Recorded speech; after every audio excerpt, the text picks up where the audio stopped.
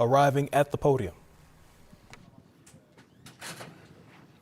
What were the conversations in the fourth quarter when the second unit starts bringing it back? When to bring your main guys in, and then why did you decide to?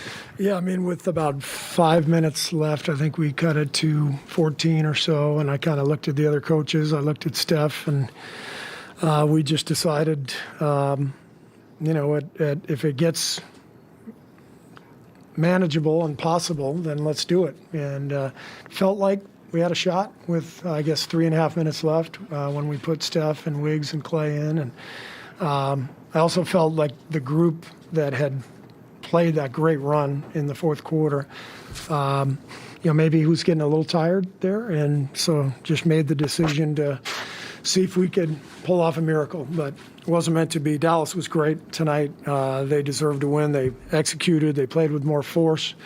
And this is the conference finals. This is how it's supposed to be. You got two great teams, and they handled us well tonight.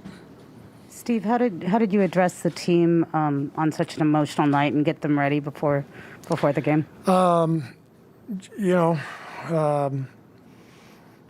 Just talked basketball. We didn't. There was sort of an unspoken awareness of what happened today. There was it was a very quiet locker room beforehand. I felt like you as a coach, my job is get the team ready to play. Difficult to sort of keep perspective on a day like today. But that's the shock and the grief, the anger. It's there from all of our guys and from, I'm sure, everybody in the building. So you have to accept that and go out and play, and that's what we try to do. Steve, were there any conversations not to have this game? Were you aware of any discussions at this game? No, I did not hear anything about. Supported that? Excuse me? Would you have supported maybe pushing this game? I would have supported whatever the league decided. I supported the fact that they decided to play. I mean, we're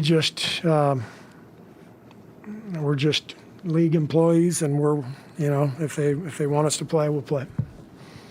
You went with Kuminga with Porter out. What do you think about his minutes tonight? I'm sorry? You went with Jonathan Kuminga with Porter out tonight. What do you think about his minutes tonight? Yeah, JK did a good job. He was part of that group in the fourth quarter that really battled back and gave us a sliver of a chance. And he played with some force and got to the line and did some good things for us. Why they hit 23s? I mean, did you feel like there was more defensive breakdowns for you guys than previous games? Especially early. We had some breakdowns early, and I think they had 7 corner threes in the first quarter. Maybe it was first half, but they had a bunch of corner threes. There was a breakdown in transition after a made basket. Shouldn't have been a problem. And Finney-Smith, I think, his first three, wide open corner three. We weren't alert tonight defensively. We weren't sharp. And I thought we let them kind of get into a groove. And once a team like that gets into a three-point groove, it's tough to get them out of it. What did you think those young guys did in the fourth quarter? What did you like about what happened there? I like the ball movement. I thought overall tonight the ball did not move well enough, way too much dribbling. And I thought that group came out and did a better job moving the ball, and we got some easy buckets. What did you see with that similar group on the floor to start the second quarter?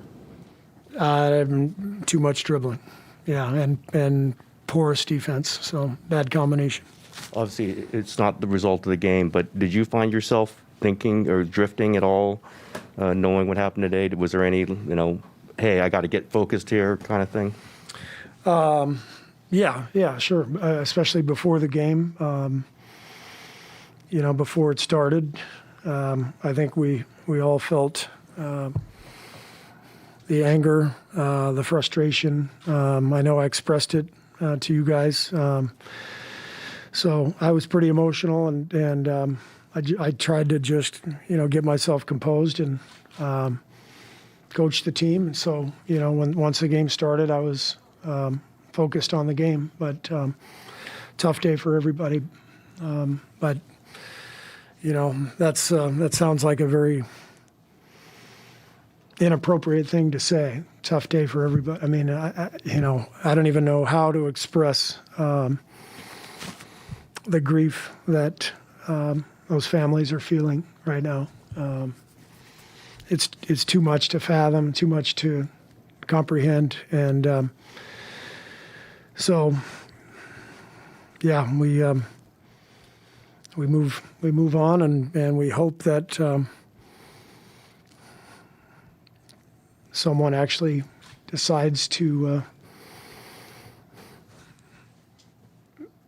value our citizens' lives more than they value money and power. That's pretty much it.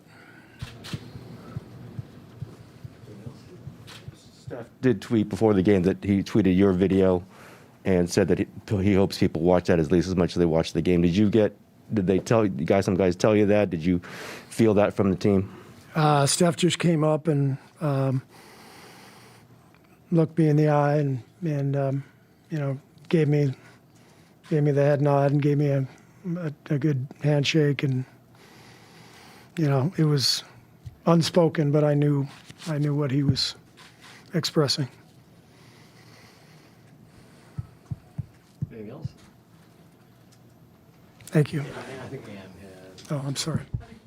I was just going to ask you about the rarity of a rain delay in an NBA game. Yeah. Did you get an explanation, and was it a continuing issue with moisture?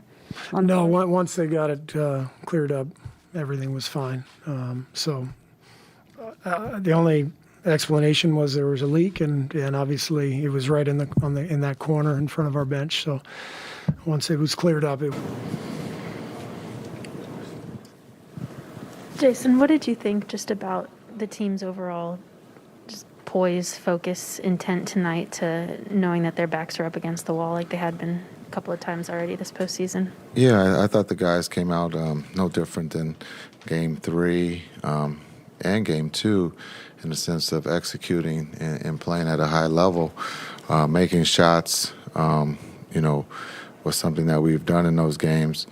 And then defensively, being able to rebound the ball, to have 30 assists, that means we're making shots. But again, being able to score, they're going to play the majority of the game.